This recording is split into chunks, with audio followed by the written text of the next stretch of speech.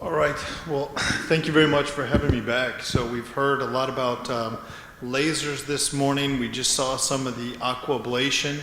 Now, really what I'm going to do over the next 20 minutes, hopefully, is talk about office-based BPH procedures. So anything short of requiring a general anesthetic for a patient and what options we have out there for treating some of this, and go over some of the new guidelines, because I think the guidelines recently have made some really vast improvements over what they've been previously.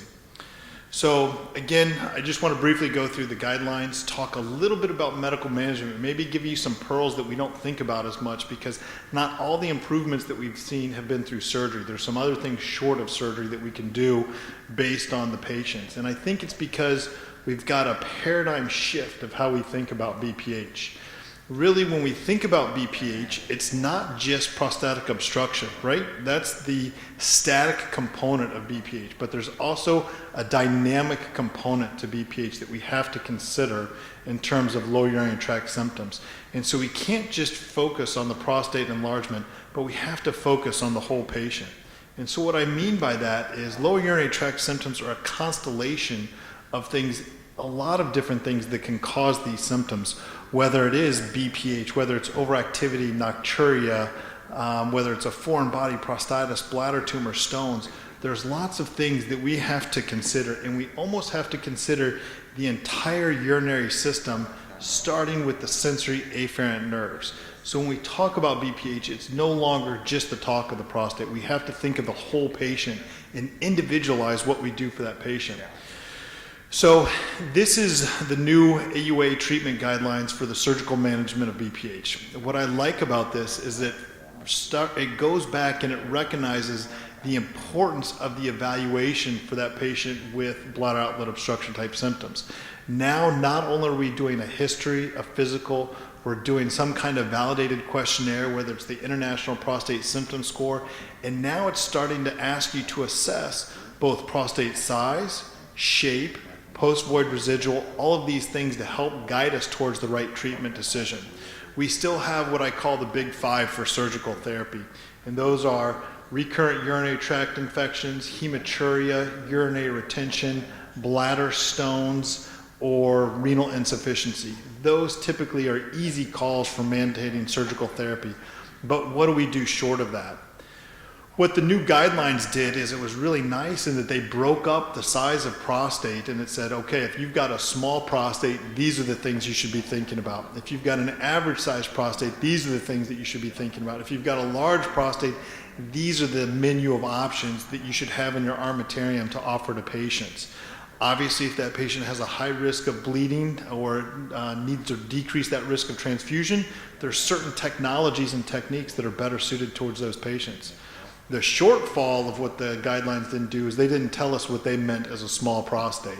In my practice, a small prostate is 150 grams. In most practices, that's a large prostate. My large prostates are very large, but that's because I have a tertiary referral practice. However, I think it gets us starting the conversation. One thing I want to point out about BPH, watchful waiting is still a reasonable option for the treatment of those patients with minimal symptoms. So often we now see patients and we get on this bandwagon where we feel like we have to do a therapy or have to do something like that. But we know from natural history studies that not all BPH progresses to urinary retention or to require intervention. About 60% of patients will progress within 4 years, and about 10% of all of those patients go in there. So behavioral modification for these patients is certainly a reasonable place to start. Most of the time when we as urologists are seeing patients, the behavioral modifications have already happened at the level of the primary care provider or something else, and we certainly know those patients at risk. But again, for those patients with minimal symptoms, low AUA symptom score, watchful waiting is a reasonable option. And why do I say that? When we look at the largest natural history studies of BPH, whether it's the Olmsted study, the MTOP study, the Alphosin long-term efficiency and safety study, the progression of BPH, where it gets worse, is anywhere between 15 and 30%, anywhere from 2 to 7 years. So not every patient is going to progress.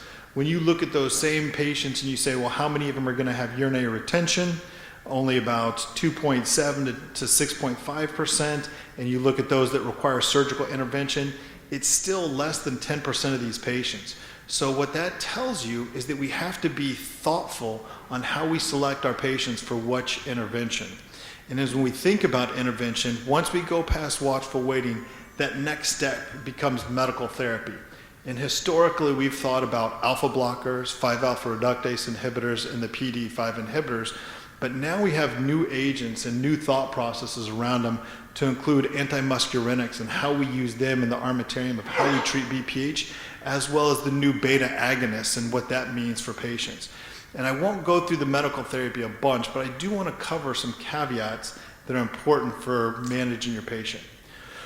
We all know about alpha blockers. They've been along for a long time. We know the difference between the non-selective and the super selective. The alpha 1A subtype is the most important component that we're going after when we're looking at these alpha blockers. And again, when we're talking about alpha blockers, we're not dealing with the static component of BPH, but we're dealing with the dynamic component of BPH.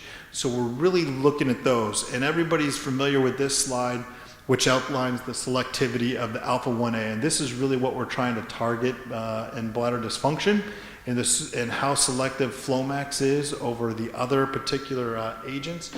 And some numbers that I just put up here to keep you in mind is that when you look at alpha blockers, they're going to reduce the symptoms in about 35 to 40% of patients. You're going to increase your Qmax, or your maximum flow rate, by about 20%. But what you see is they tend to be better suited towards small prostates, but in the long-term studies, they don't actually do anything to prevent urinary retention or the need for potential surgical intervention. We're all familiar with the side effects, but I just ask you in this whole slide, just remember about a 30% improvement in voiding symptoms and about a 20% improvement of maximum flow rate, and that's going to be important a little bit later. We talk about the new agents, the uroselective, silodosin, which has about a 40-time more affinity for that alpha-1 receptor subtype. That's important. But really, for me, where this becomes important is the statistically significant improvement in nocturia. So if you have that patient with lower urinary tract symptoms, their primary complaint is nocturia, this is a very reasonable agent to start them on because they have over a 10% improvement in their nocturia at night than over the other alpha blockers. So when I think nocturia, I'm thinking if that's their complaint, this may be an agent I go to first. 5-alpha reductase inhibitors, again, you're going to see an 18 to 30% improvement in symptoms. You're going to see a size reduction in that prostate through the hormonal blockage of testosterone conversion. You're going to see reduction in PSA, and we know that Proscar typically targets type 2 of these receptors. And when you look at their overall outcomes, just like with the alpha blockers, you have that improvement. You have that improvement in Qmax by about 1.5, 2 cc's per second. But interesting, the 5-alpha reductase inhibitors do reduce the long-term risk of urinary retention and the need for surgery. That's important. So if you're thinking long-term preventative, this has some effect over alpha blockers. We know that combination therapy is more impactful than either therapy individually. That gets us to the phosphodiesterase inhibitors. We know that nitric oxide plays a huge role in the urinary system. Where I find this to be important is for two particular patient populations. One, those men that have erectile dysfunction and low urinary tract symptoms, they become very powerful. And the other thing that people don't recognize is that these actually can affect urgency through reducing the nerve modulation through the afferent nerves. So if that patient comes in with a primary complaint of urinary urgency or if they have a component of sexual dysfunction, this is a perfect agent to start with when you're starting to think about your paradigm of how you treat these patients. When you look at all the randomized trials, it looks pretty good compared to placebos, very much like the other trials that have been there. But really where it makes its most impact, when you look at this, and they compared it to Flomax as well as Cialis, when you look at it, it's very common. So the alpha blockers and 5-alpha reductase inhibitors all improve the IPSS. They all improve the BPH impact index significantly over the placebo effect. But really, again, where these make their claim to fame is this is improvement in sexual function right here. The maximum flow rates, again, I want you to remember, because this is going to become important later in the talk, is that these medications are going to give you about a 2 to 3 cc improvement per second in your flow rate. So what technologies and techniques is going to get us more than what we get in terms of medications? Lastly, anticholinergics, I think are important. Traditionally, we've thought, oh, we don't want to put these men with BPH on anticholinergics, even if they have those storage symptoms, because we're going to put them into urinary retention, and then they're going to be back in my office. Actually, randomized controlled trials have showed no increased rate of urinary retention for those men that are on anticholinergics. So again, individualize your treatments and think about the symptoms of your patients. Now, obviously, if your patient has high post-voyage residuals of 250 to 300, you do want to be judicious about how you use these. And lastly, the newest agent in our armamentarium is the beta agonists. When you activate those beta receptors in the bladder, it causes the bladder to increase capacity, takes away some of those irritated voiding symptoms.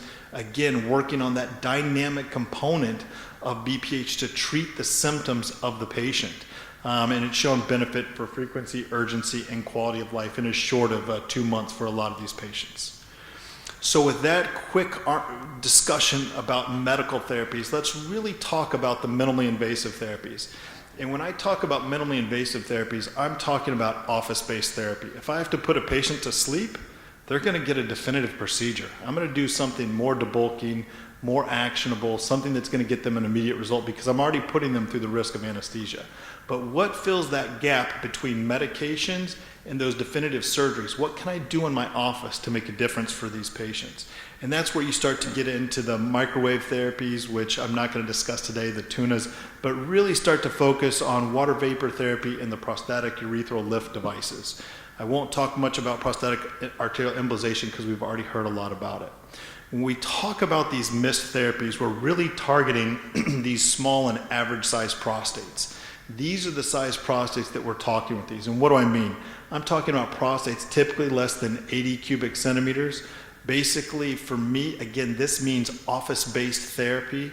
Maybe it's high-risk individuals, people that can't undergo anesthesia or have other risk factors or something like that where they need treatment in their office. And those that may be younger men that are really interested in preserving their antegrade ejaculation, because I think these have a better opportunity of preserving antegrade ejaculation more than our traditional debulking type procedures. So let's start with the prostatic urethral lift device. This was initially developed by a company called Neotrac that was acquired by Teleflex 2 years ago for about $1.1 billion. And essentially what this device does is it creates an anterior voiding channel through the prostate for patients to pee through.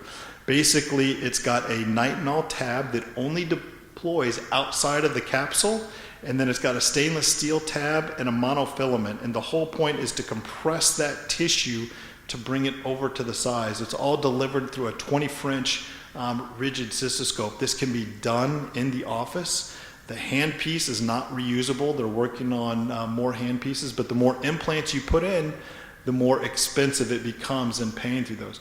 But what's nice about this is you're de-obstructing tissue, you're creating that anterior channel, so patients get a pretty immediate effect. But let's look at what the data shows us.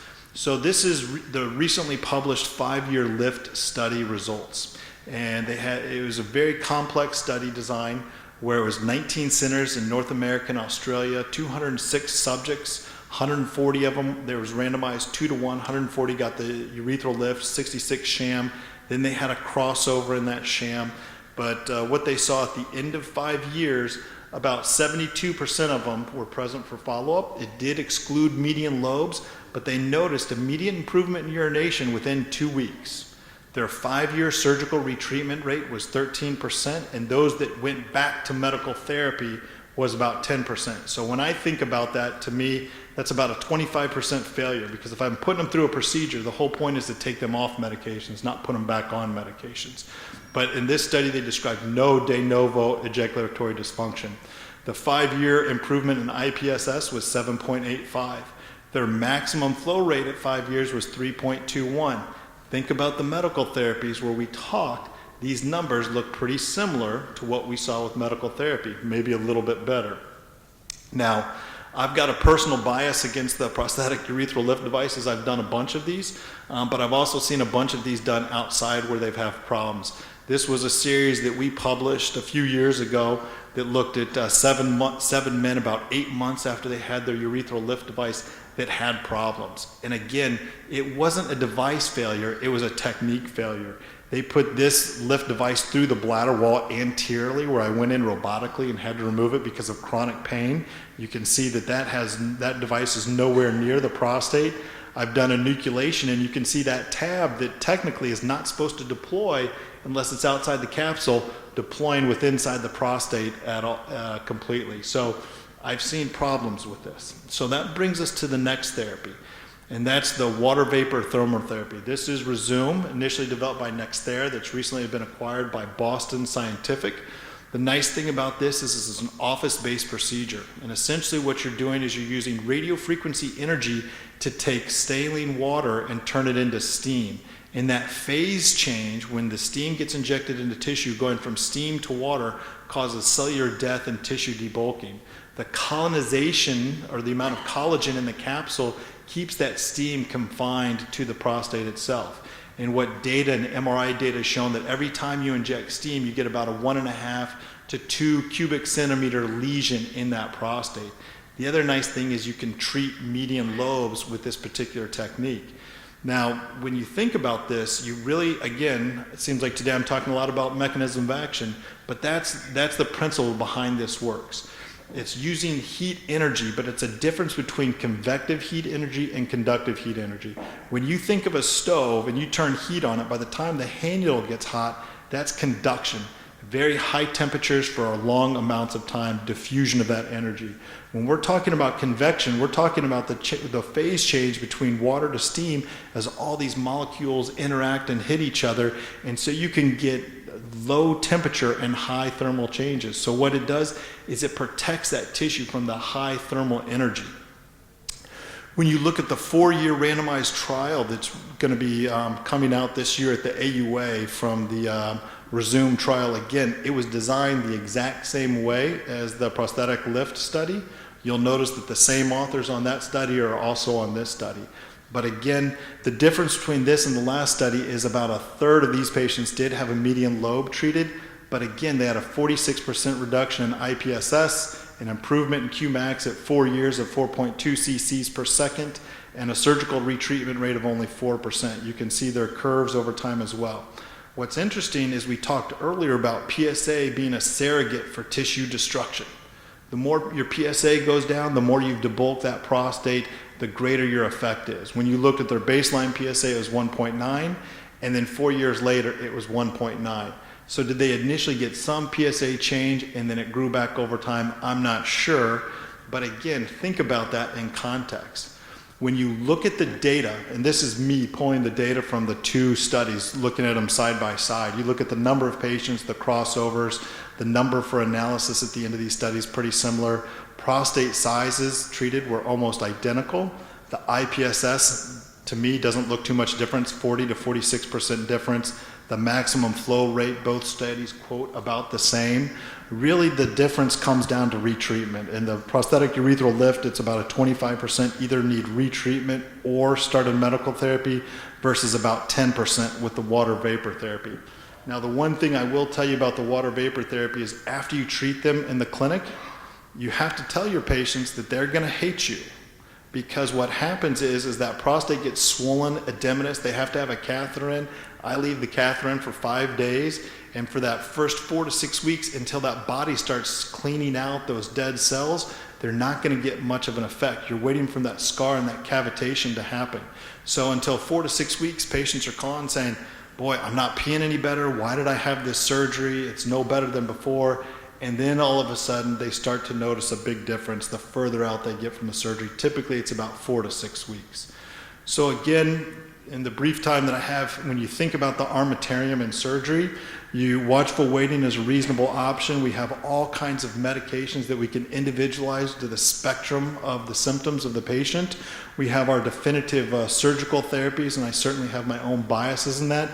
And now we have these minimally invasive therapies that may act that bridge in there, and it's all about correct patient selection, correct time in everything that you're trying to do. Thank you very much.